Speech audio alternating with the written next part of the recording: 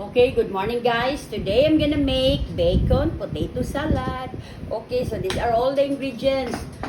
2 pounds of potatoes I already cooked and then slice into cubes, and then 1/2 cup mayonnaise, 1/4 cup sour cream, 6 slices of bacon, and then 1/4 cup green onions, 1 tablespoon apple cider vinegar, and salt and black pepper to taste. Okay. Add the mayonnaise. We're gonna mix the dressing first.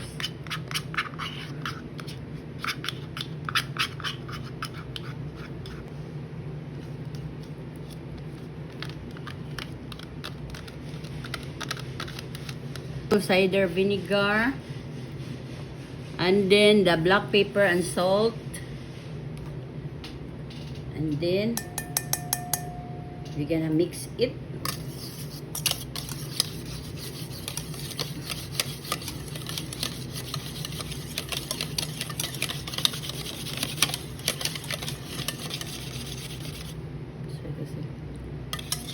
It's good.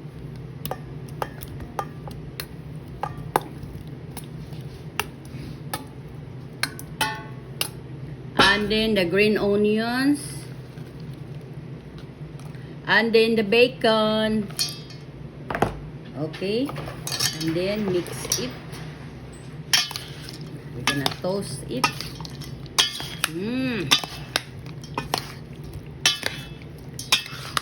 Look at guys, it's super yummy na our bacon potato salad. Okay. It's super yummy, guys.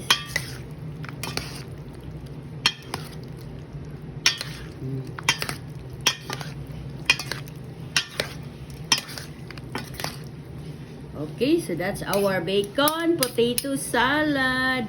It's super yummy and it's easy to make. Okay, let's taste it.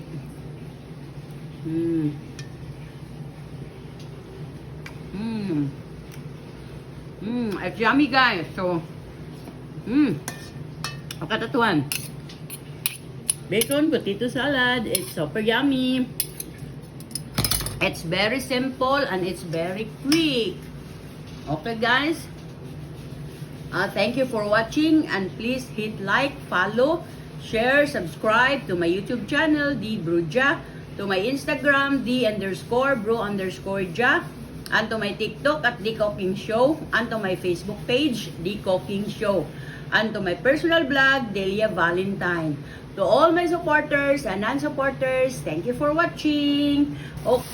Okay guys, so this is it.